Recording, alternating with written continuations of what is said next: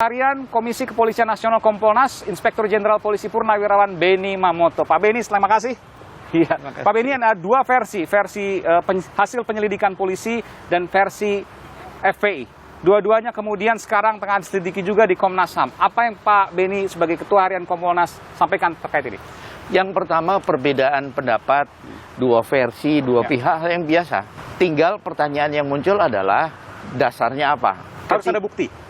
Harus ada bukti, harus ada fakta yang sahih, ya, yang bisa dipertanggungjawabkan. Baru kita boleh menganalisis atau boleh berpendapat. Bisa berasal dari saksi, bisa berasal dari barang bukti yang kemudian sudah diolah dengan scientific crime investigation. Ketika kita hanya berdebat, tidak ada habisnya. Masing-masing pihak tentunya sedang menyusun pembuktian. Seperti juga Bapak tadi katakan, bukti. Saya juga turun ke lapangan, langsung kemudian melihat di beberapa lokasi, saya mengumpulkan sebagian, tentu sebagian tidak bisa semuanya, pecahan dari teka-teki ini. Ada yang menyita perhatian saya, Pak. Biasanya kalau dalam kasus kriminal, kasus pidana, Bapak juga lama di reserse, itu selalu ada garis polisi untuk kemudian melakukan olah TKP, melakukan penyelidikan. Tapi ini sejak hari pertama sampai sekarang tidak pernah ada garis polisi. Kenapa, Pak? Saya juga datang ke sana. Ya. Saya melihat hal yang sama, tapi saya mencoba menyuruh orang saya mendekat ke sana. Ternyata memang ada petugas yang mengamankan dari jauh ketika ada orang yang datang. Nah, ketika kita menyeberang di rest area seberang, mereka yang malah bercerita. Ya betul, saya dengar ada tembakan dan sebagainya.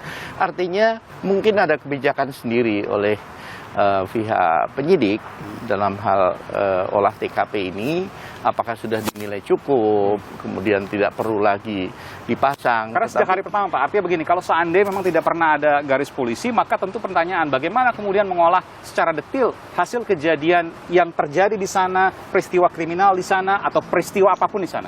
Betul, jadi police line diperlukan untuk menjaga keutuhan TKP. Bisa dalam konteks masalah posisi benda-benda yang ada di situ untuk tidak digeser, dipindahkan. Seandainya ada bagian-bagian yang luka dan sebagainya setelah difoto, kalau memang susah dipindahkan, dibiarkan tetapi ada garis polisi. Kalau itu kita lihat kan kosong. Dan ini akan kesulitan nanti ketika kemudian melakukan proses penyidikan karena TKP telah mungkin teracak-acak? Tidak, pemotretan sudah. Bagaimana sketsa TKP dan sebagainya sudah. Kompolnas sudah berkoordinasi dengan penyidik? Iya. Termasuk juga kepemilikan senjata api. Itu yang menjadi poin penting dari hasil penyelidikan ini. Apakah mudah untuk mengetahui bahwa senjata api itu digunakan atau dimiliki oleh anggota FPI atau tidak? Kalau bicara digunakan, segera setelah peristiwa dari pihak lapor memeriksa, itu biasanya jelaga, kemudian senjata yang habis dipakai, itu mereka bisa mengidentifikasi. Jelaganya ada di senjata apinya? Iya. Kemudian yang kedua, sidik jari yang ada di senjata api. Itu juga perlu.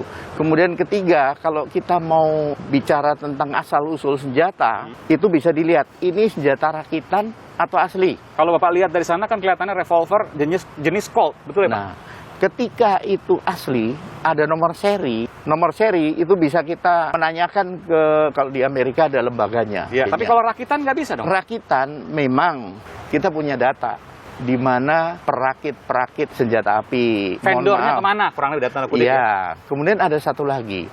Kan ada pernyataan, mana mungkin punya senjata. Silahkan buka data. Ada 37 mantan anggota FPI atau yang masih aktif terlibat kasus teror. Seperti contoh, di Pekalongan beberapa menyembunyikan Nurdin M. Top. Bom di Polresta Cirebon. Beberapa ditangkap. Meskipun apa yang terjadi pada 2011 dengan yang terjadi sekarang belum tentu berkaitan. Jadi ini hal yang berbeda tentu ya. Iya. Meskipun tadi Bapak mengatakan bahwa kalau bicara soal mungkin ya mungkin saja. Tapi bicara soal hari ini harus ada bukti yang jelas. Betul. Ini hanya background untuk menunjukkan bahwa kita jangan underestimate untuk menyikapi masalah ini. Soal adanya kemudian hasil otopsi forensik di Rumah Sakit Polri yang dikatakan misalnya ada ditembak dari jarak dekat, ada luka bakar dan sebagainya. Apa yang bisa Bapak sampaikan dari sini? Pertama, kita harus berpegang pada hasil visum et repertum. Ketika mayat sudah beberapa hari kemudian, tentunya terjadi perubahan-perubahan. Buat orang awam bisa menafsirkannya lain.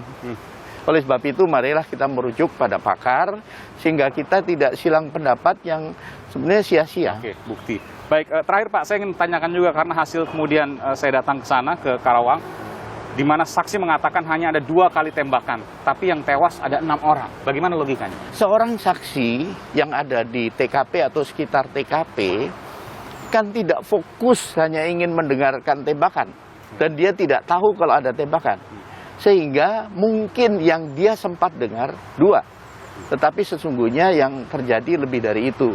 Ini hanya sebagian, karena Iya. utuh harus kemudian dikumpulkan secara utuh Iya. pula. Sebaiknya memang ini diserahkan kepada Komnas HAM, nanti kemudian hasil Komnas HAM bisa dijadikan rujukan bagi hasil penyelidikan untuk pro justisia polisian. Ya, pengawas internal dalam hal ini Kadif Propam diminta atau tidak sudah rilis, turun, Ya. untuk memastikan bahwa semua yang dilakukan oleh anggota ini apakah masuk dalam koridor hukum, ketentuan yang berlaku, Perkap nomor 1 dan 8 tahun 2009 atau tidak. Ini internal. Eksternal kami, kemudian eksternal lagi Komnas HAM, LPSK, Ombudsman, DPR. Jadi semua pihak concern masalah ini, sehingga yakinlah bahwa ini akan dikawal oleh banyak pihak. Baik, terima kasih. Ketua Harian Komisi Kepolisian Nasional Kompolnas, Inspektur Jenderal Polisi Purnawirawan Beni Mamoto. Terima kasih telah memberikan informasi di program. Terima kasih.